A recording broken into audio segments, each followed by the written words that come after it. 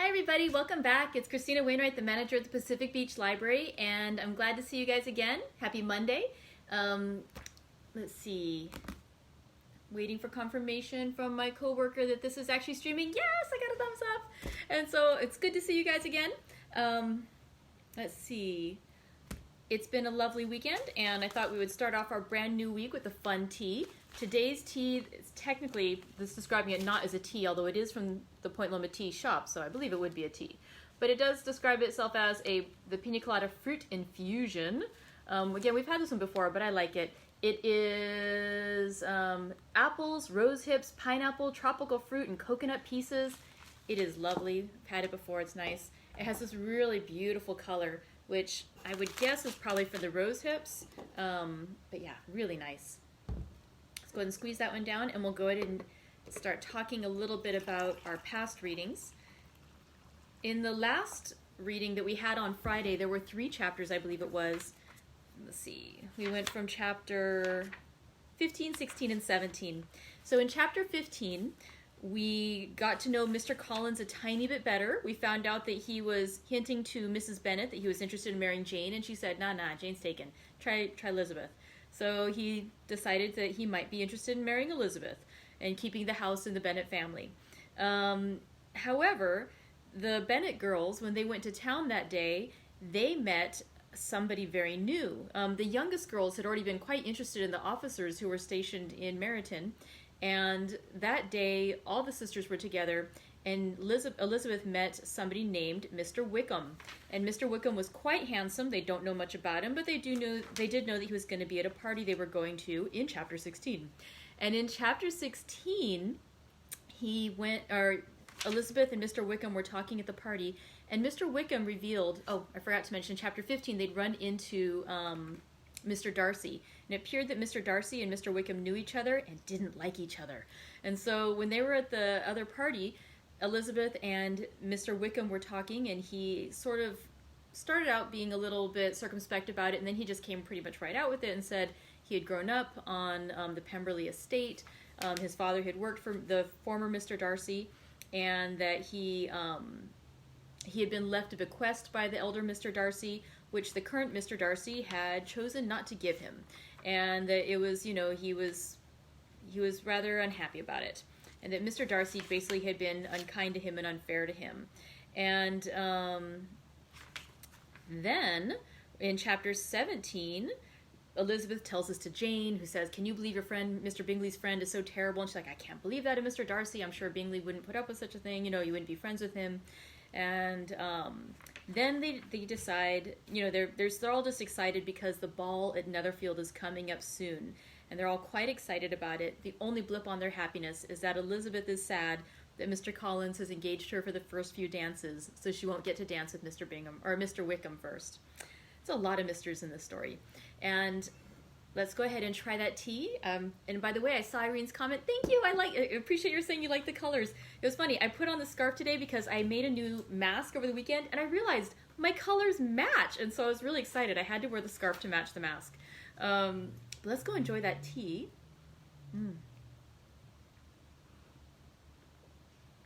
It's really good. The coconut is the smell you get more, but then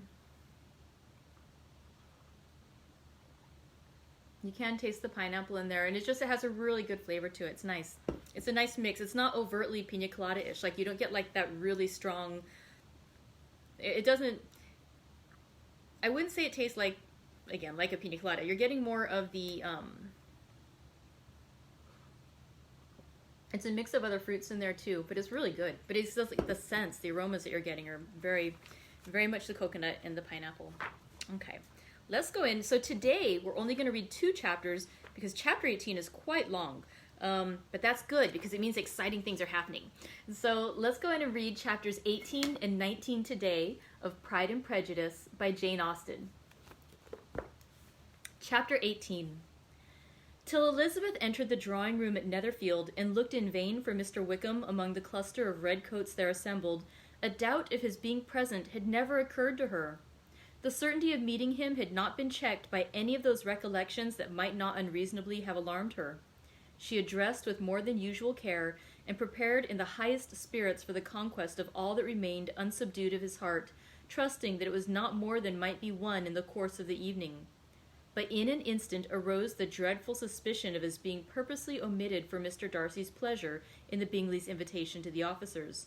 And though this was not exactly the case, the absolute fact of his absence was pronounced by his friend, Mr. Denny, to whom Lydia eagerly applied, and who told them that Wickham had been obliged to go to town on business the day before, and was not yet returned, adding, with a significant smile, "I do not imagine his business would have called him away just now, if he had not wished to avoid a certain gentleman here." This part of his intelligence, though unheard by Lydia, was caught by Elizabeth, and, as it assured her that Darcy was not less answerable for Wickham's absence than if her first surmise had been just, every feeling of displeasure against the former was so sharpened by immediate disappointment that she could hardly reply with tolerable civility to the polite inquiries which he directly afterwards approached to make. Attention, forbearance, patience with Darcy was injury to Wickham. She had resolved against any sort of conversation with him, and turned away with a degree of ill humor which she could not wholly surmount even in speaking to Mr. Bingley, whose blind partiality provoked her.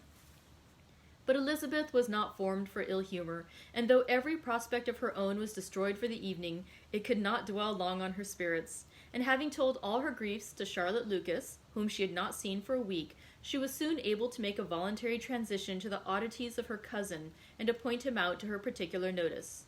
The 2 first dances, however, brought a return of distress. They were dances of mortification. Mr. Collins, awkward and solemn, apologizing instead of attending, and often moving wrong without being aware of it, gave her all the shame and misery which a disagreeable partner for a couple of dances can give. The moment of her release from him was ecstasy. She danced next with an officer and had the refreshment of talking of Wickham, and of hearing that he was universally liked.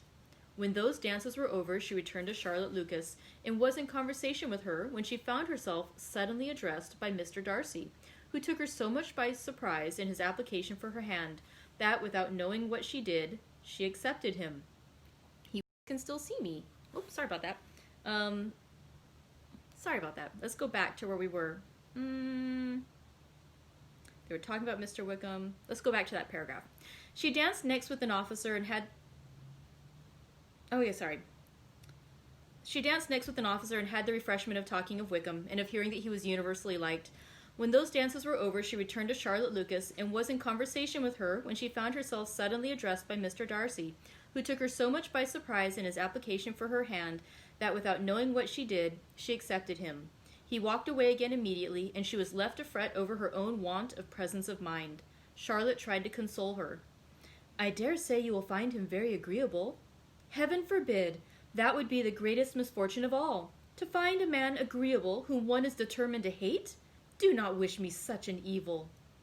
When the dancing recommenced, however, and Darcy approached to claim her hand, Charlotte could not help cautioning her in a whisper not to be a simpleton, and allow her fancy for Wickham to make her appear unpleasant in the eyes of a man of 10 times his consequence. Elizabeth made no answer, and took her place in the set, amazed at the dignity to which she was arrived in being allowed to stand opposite to Mr. Darcy, and reading in her neighbours' looks their equal amazement in beholding it. They stood for some time without speaking a word, and she began to imagine that their silence was to last through the 2 dances, and at first was resolved not to break it, till suddenly fancying that it would be the greater punishment to her partner to oblige him to talk, she made some slight observation on the dance. He replied, and was silent again. After a pause of some minutes, she addressed him a second time with, "It is your turn to say something now, Mr. Darcy. I talked about the dance, and you ought to make some kind of remark on the size of the room or the number of couples." He smiled, and assured her that whatever she wished him to say should be said. "Very well, that will do for the present. Perhaps by and by I may observe that private balls are much pleasanter than public ones. But now we may be silent." "Do you talk by rule, then, while you are dancing?" "Sometimes. One must speak a little, you know. It would look odd to be entirely silent for half an hour together, and yet for the advantage of some, conversation ought to be so arranged that they may have the trouble of saying as little as possible." Are you consulting your own feelings in the present case, or do you imagine that you are gratifying mine? Both, replied Elizabeth archly, for I have always seen a great similarity in the turn of our minds. We are each of an unsocial, taciturn disposition, unwilling to speak unless we expect to say something that will amaze the whole room and be handed down to posterity with all the eclat of a proverb. There is no very striking resemblance of your own character, I am sure, he said. How near it may be to mine, I cannot pretend to say. You think it a faithful portrait, undoubtedly. I must not decide on my own performance. He made no answer, and they were again silent till they had gone down the dance, when he asked her if she and her sisters did not very often walk to Meryton. She answered in the affirmative, and, unable to resist the temptation, added, "When you met us there the other day, we had just been forming a new acquaintance." The effect was immediate. A deeper shade of hauteur overspread his features, but he said not a word, and Elizabeth, though blaming herself for her own weakness, could not go on. At length Darcy spoke, and in a constrained manner said, "Mr. Wickham is blessed with such happy manners as may ensure his making friends. Whether he may be equally capable of retaining them is less certain." "He has been so unlucky as to lose your friendship," replied Elizabeth with emphasis, "and in a manner which he is likely to suffer from all his life." Darcy made no answer, and seemed desirous of changing the subject. At that moment Sir William Lucas appeared close to them, meaning to pass through the set to the other side of the room, but on perceiving Mr. Darcy, he stopped with a bow of superior courtesy to compliment him on his dancing and his partner. "I have been most highly gratified indeed, my dear sir. Such very superior dancing is not often seen. It is evident that you belong to the first circles. Allow me to say, however, that your fair partner does not disgrace you, and that I must hope to have this pleasure often repeated, especially when a certain desirable event, my dear Miss Eliza," glancing at her sister in Bingley, "shall take place. What congratulations will then flow in! I appeal to Mr. Darcy, but let us not interrupt you, sir. You will not thank me for detaining you from the bewitching converse of that young lady, whose bright eyes are also upbraiding me." The latter part of this address was scarcely heard by Darcy, but Sir William's allusion to his friend seemed to strike him forcibly, and his eyes were directed with a very serious expression towards Bingley and Jane, who were dancing together. Recovering himself, however, shortly, he turned to his partner and said, "Sir William's interruption has made me forget what we were talking of." "I do not think we were speaking at all. Sir William could not have interrupted any two people in the room who had less to say for themselves. We have tried 2 or 3 subjects already without success, and what we are to talk of next I cannot imagine." "What think you of books?" he said, smiling. "Books? Oh, no. I am sure we never read the same, or not with the same feelings." "I am sorry you think so. But if that be the case, there can at least be no want of subject. We may compare our different opinions." "No, I cannot talk of books in a ballroom. My head is always full of something else." "The present always occupies you in such scenes, does it?" he said with a look of doubt.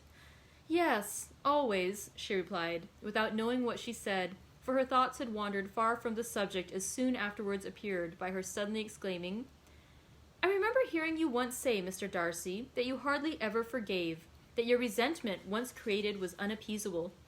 You are very cautious, I suppose, as to its being created?"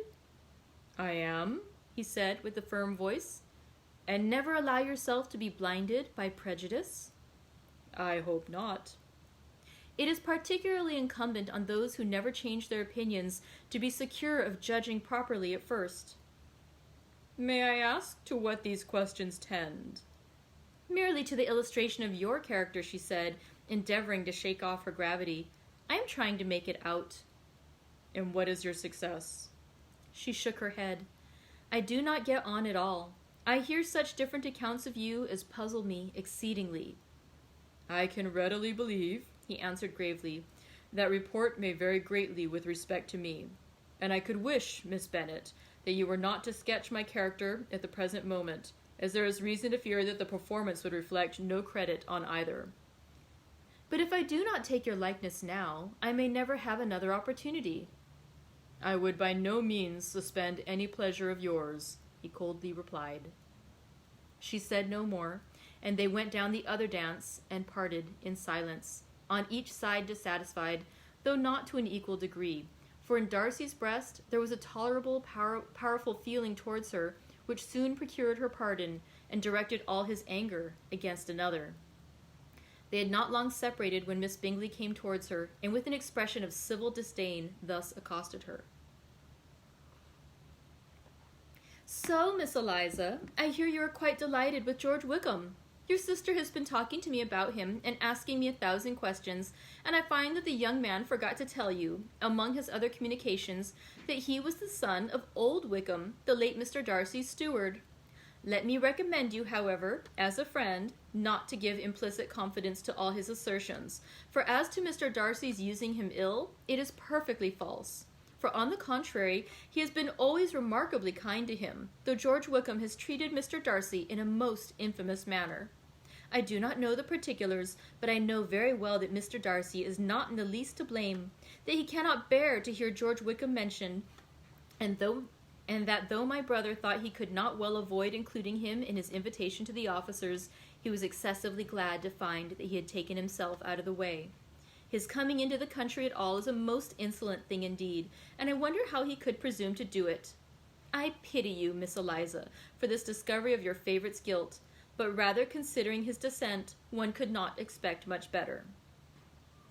His guilt and his descent appear by your account to be the same, said Elizabeth angrily, for I have heard you accuse him of nothing worse than of being the son of Mr. Darcy's steward, and of that, I can assure you, he informed me himself. I beg your pardon, replied Miss Bingley, turning away with a sneer. Excuse my interference. It was kindly meant. Insolent girl, said Elizabeth to herself. You are much mistaken if you expect to influence me by such a paltry attack as this. I see nothing in it but your own wilful ignorance and the malice of Mr. Darcy. She then sought her eldest sister, who had undertaken to make inquiries on the same subject of Bingley.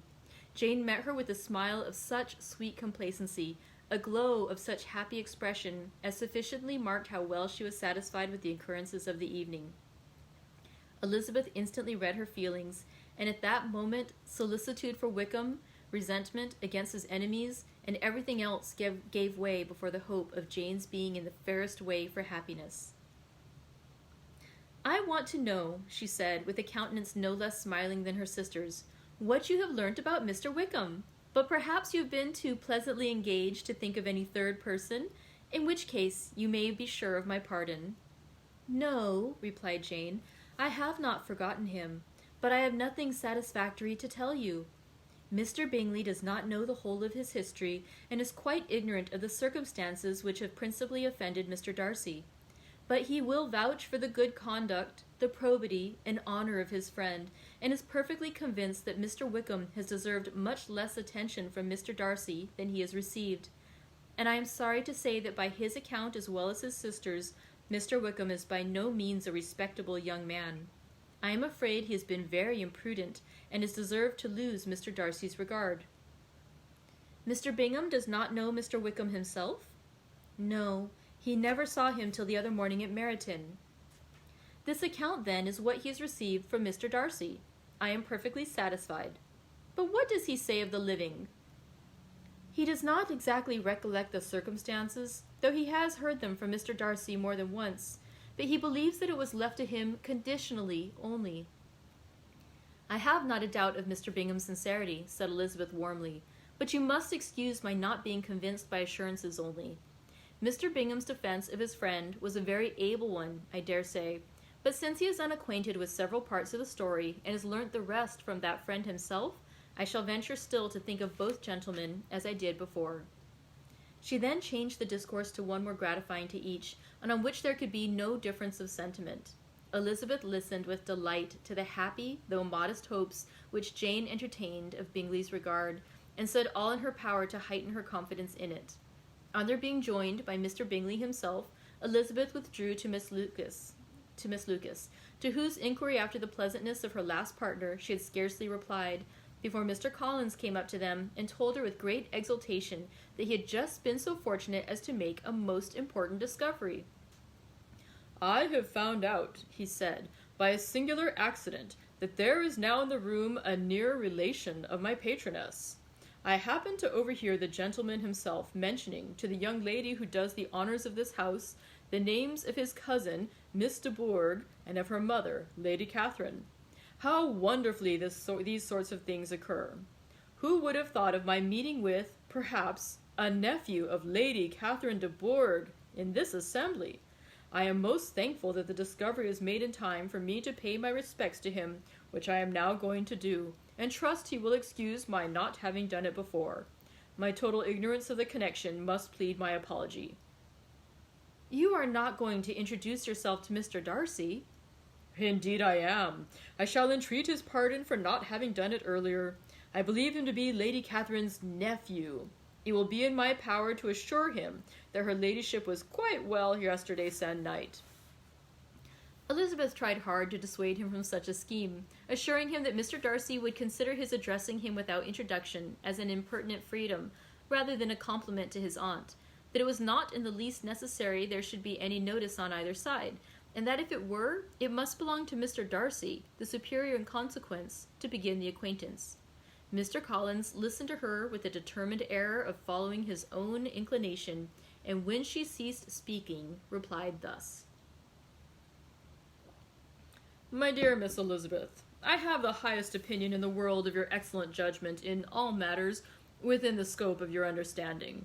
But permit me to say that there must be a wide difference between the established forms of ceremony among the laity and those which regulate the clergy. Forgive me leave to observe that I consider the clerical office as equal in point of dignity with the highest rank in the kingdom, provided that a proper humility of behavior is at the same time maintained. You must therefore allow me to follow the dictates of my conscience on this occasion, which puts me to perform what I look on as a point of duty.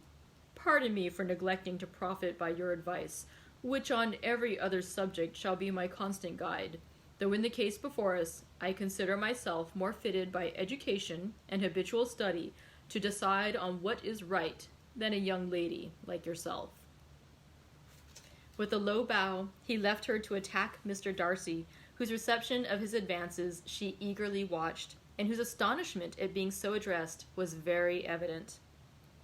Her cousin prefaced his speech with a solemn bow, and though she could not hear a word of it, she felt as if hearing it all, and saw in the motion of his lips the words "apology," "Hunsford," and "Lady Catherine de Bourgh." It vexed her to see him expose himself to such a man.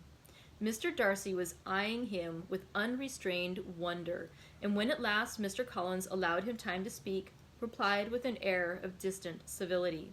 Mr. Collins, however, was not discouraged from speaking again, and Mr. Darcy's contempt seemed abundantly increasing with the length of his second speech, and at the end of it he only made him a slight bow and moved another way. Mr. Collins then returned to Elizabeth. "I have no reason, I assure you," he said, "to be dissatisfied with my reception. Mr. Darcy seemed much pleased with the attention. He answered me with the utmost civility, and even paid me the compliment of saying that he was so well convinced of Lady Catherine's discernment as to be certain she could never bestow a favour unworthily. It was really a very handsome thought. Upon the whole, I am much pleased with him." As Elizabeth had no longer any interest of her own to pursue, she turned her attention almost entirely on her sister and Mr. Bingley, and the train of agreeable reflections which her observations gave birth to made her perhaps almost as happy as Jane. She saw her in idea settled to that very house in all the felicity which a marriage of true affection could bestow, and she felt capable under such circumstances of endeavouring even to like Bingley's two sisters. Her mother's thoughts, she plainly saw, were bent the same way, and she determined not to venture near her, lest she might hear too much. When they sat down to supper, therefore, she considered it a most unlucky perverseness which placed them within one of each other, and deeply was she vexed to find that her mother was talking to that one person, freely, openly, Lady Lucas, freely, openly, and of nothing else but of her expectation that Jane would soon be married to Mr. Bingley.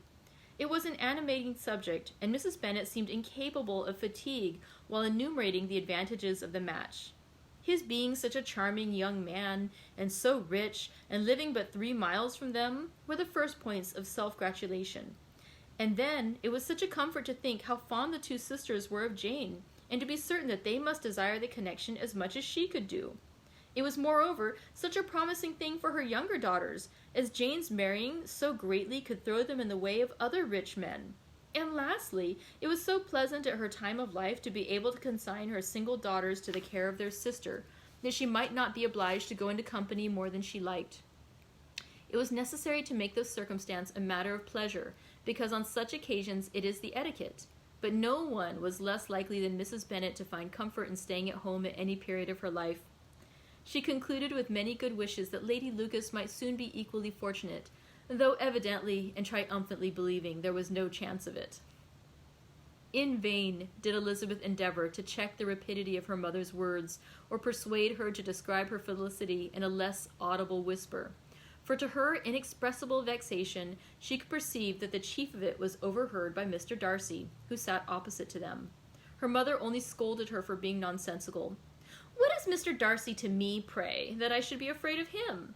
I am sure we owe him no such particular civility as to be obliged to say nothing he may not like to hear." "For heaven's sake, madam, speak lower. What advantage can it be for you to offend Mr. Darcy? You will never recommend yourself to his friend by so doing." Nothing she could say, however, had any influence. Her mother would talk of her views in the same intelligible tone. Elizabeth blushed, and blushed again, with shame and vexation. She could not help frequently glancing her eye at Mr. Darcy, though every glance convinced her of what she dreaded. For though he was not always looking at her mother, she was convinced that his attention was invariably fixed by her.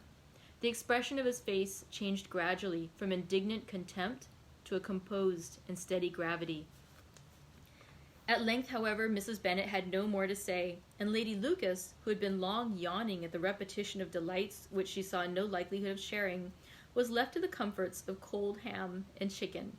Elizabeth now began to revive.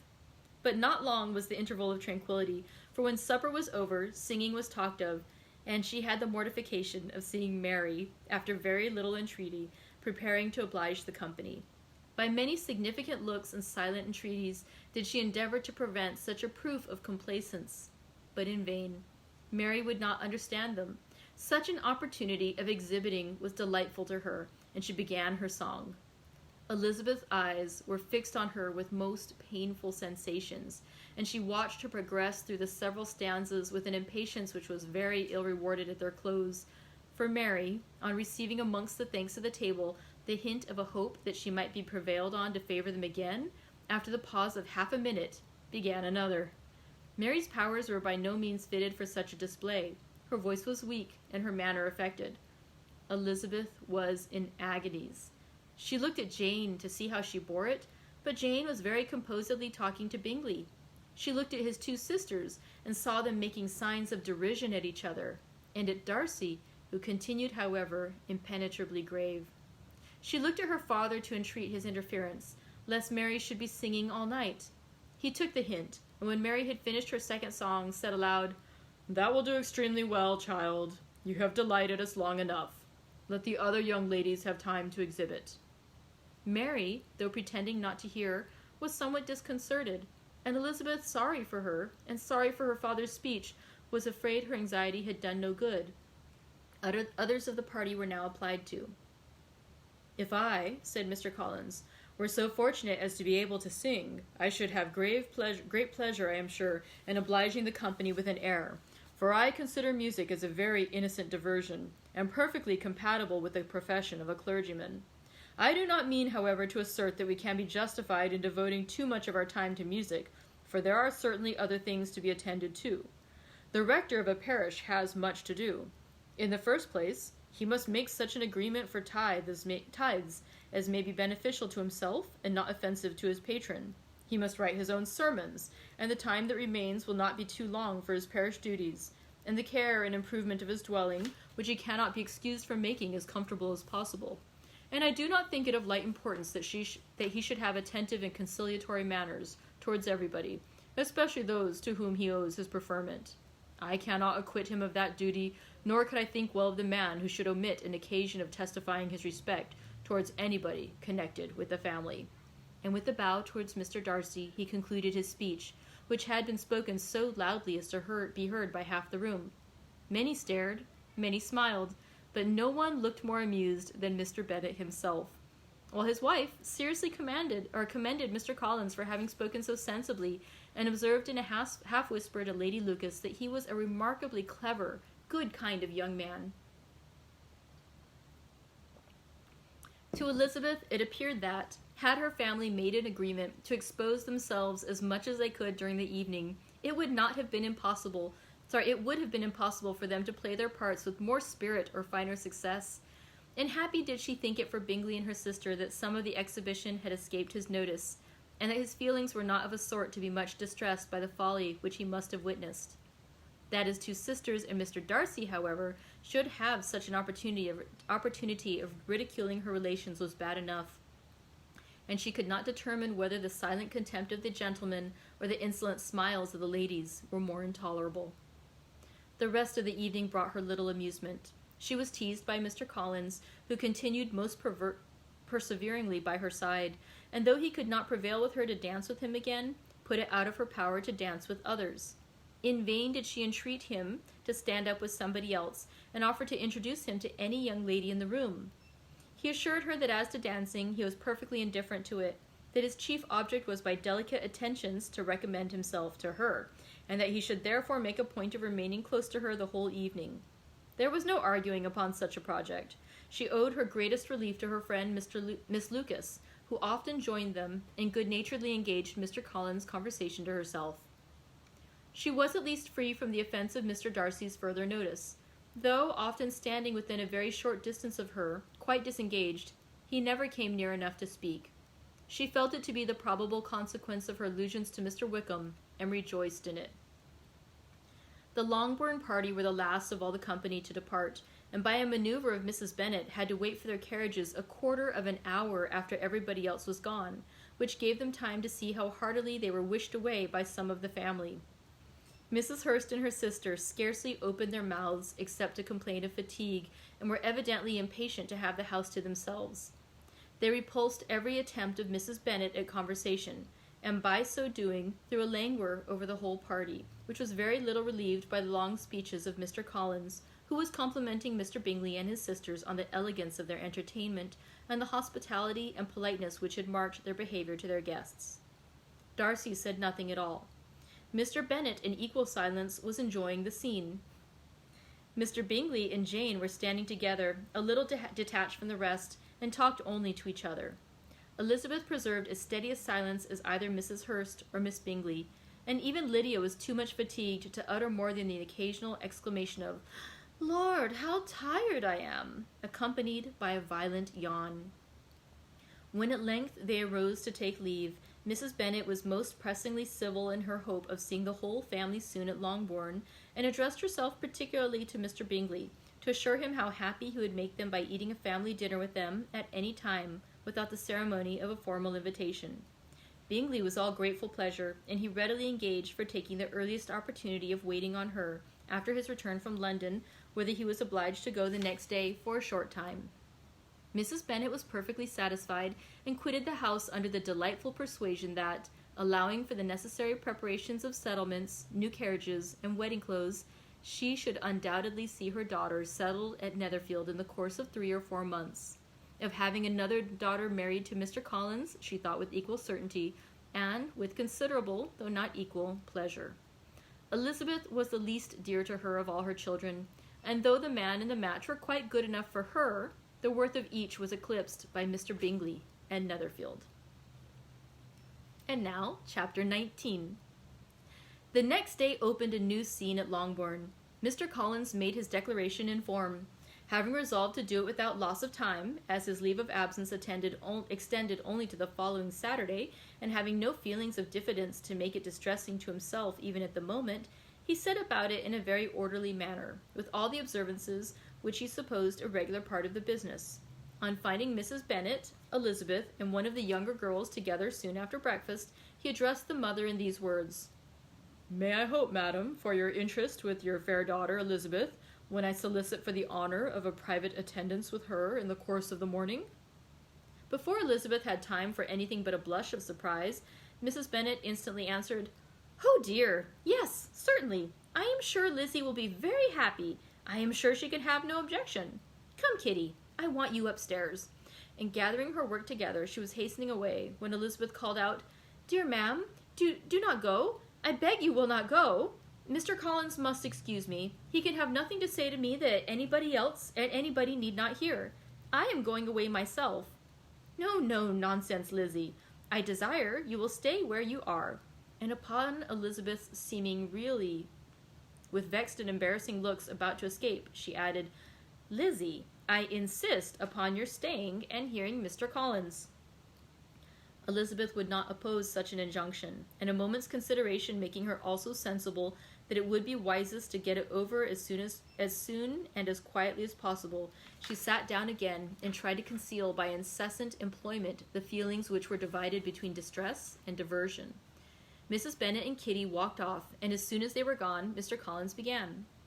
"Believe me, my dear Miss Elizabeth, that your modesty, so far from doing you any disservice, rather adds to your other perfections. You would have been less amiable in my eyes had there not been this little unwillingness. But allow me to assure you that I have your respected mother's permission for this address. You can hardly doubt the purport of my discourse, however your natural delicacy may lead you to dissemble. My attentions have been too marked to be mistaken. Almost as soon as I entered the house, I singled you out as the companion of my future life. But before I am run away with by my feelings on the subject, perhaps it will be advisable for me to state my reasons for marrying, and moreover for coming into Hertfordshire with the design of selecting a wife, as I certainly did." The idea of Mr. Collins, with all his solemn composure, being run away with his feelings, made Elizabeth so near laughing that she could not use the short pause he allowed in any attempt to stop him further, and he continued. "My reasons for marrying are, first, that I think it is a right thing for every clergyman in easy circumstances, like myself, to set the example of matrimony in his parish. Secondly, that I am convinced it will add very greatly to my happiness. And thirdly, which perhaps I ought to have mentioned earlier, that it is the particular advice and recommendation of the very noble lady whom I have the honor of calling patroness.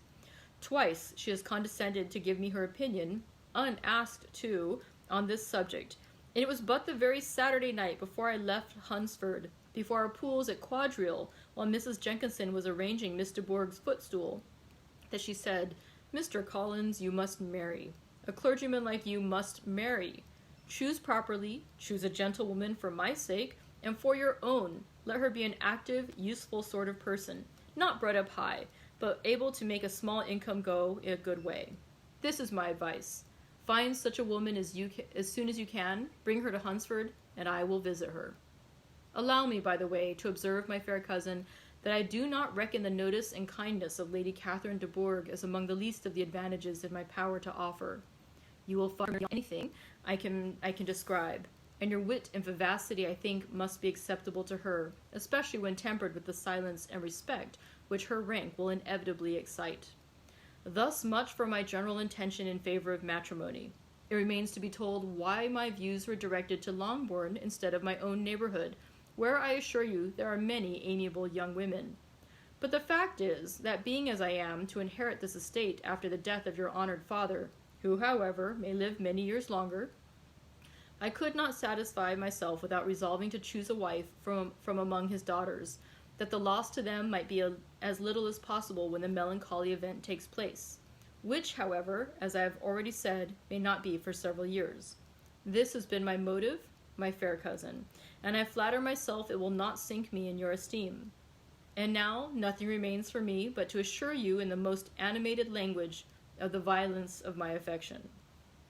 To fortune I am perfectly indifferent, and shall make no demand of that nature on your father, since I am well aware that it could not be complied with, and that £1,000 in the 4%, which will not be yours till after your mother's decease, is all that you may ever be entitled to.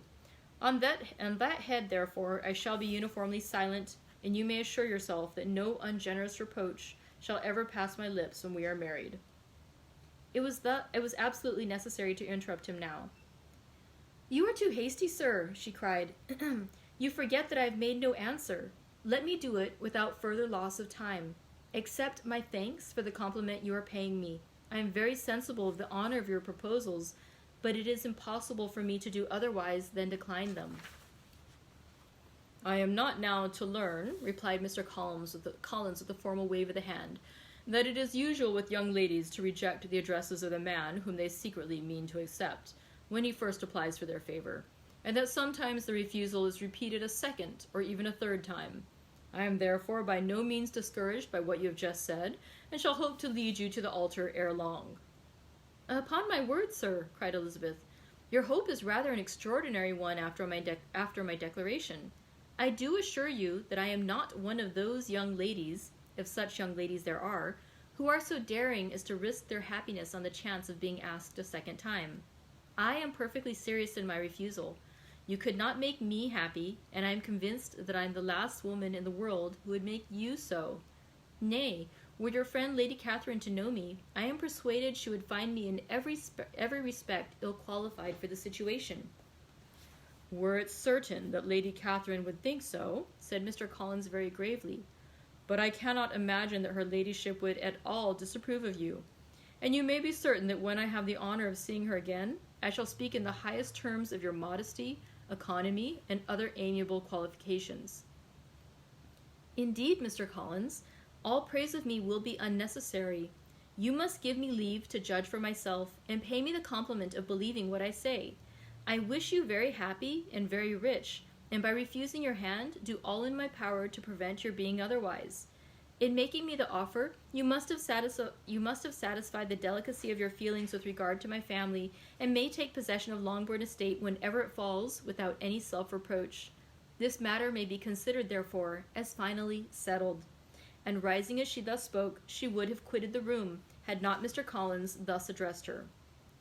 "When I do myself the honor of speaking to you next on this subject, I shall hope to receive a more favorable answer than you have now given me, though I am far from accusing you of cruelty at present, because I know it to be the established custom of your sex to reject a man on the first application, and perhaps you have even now said as much to encourage my suit as would be consistent with the true delicacy of the female character." "Really, Mr. Collins," cried Elizabeth with some warmth, "you puzzle me exceedingly. If what I have hitherto said can appear to you in the form of encouragement, I know not how to express my refusal in such a way as may convince you of its being one." "You must give me leave to flatter myself, my dear cousin, that your refusal of my addresses is merely words of course. My reasons for believing it are briefly thus.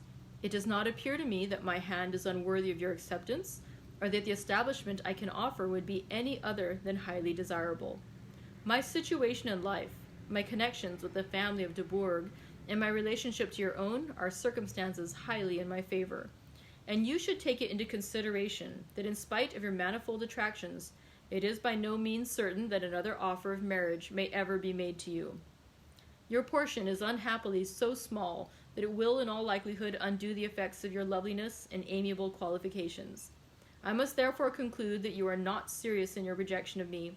I shall choose to attribute it to your wish of increasing my love by suspense, according to the usual practice of elegant females." "I do assure you, sir, that I have no pretension whatever to that kind of elegance which consists in tormenting a respectable man. I would rather be paid the compliment of being believed sincere. I thank you again and again for the honor you have done me in your proposals, but to accept them is absolutely impossible. My feelings in every respect forbid it. Can I speak plainer? Do not consider me now as an elegant female intending to plague you, but as a rational creature speaking the truth from her heart." "You are uniformly charming," he cried, with an air of awkward gallantry, "and I am persuaded that when sanctioned by the express authority of both your excellent parents, my proposals will not fail of being acceptable."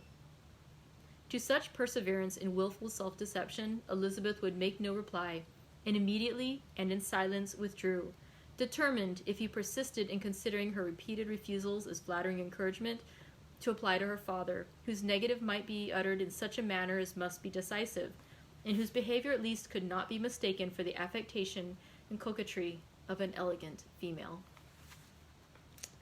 And that concludes chapter 19 of Pride and Prejudice. Thank you very much for joining me today. I hope you have a lovely, wonderful rest of your day, and I'll see you guys tomorrow for chapter 20. Bye.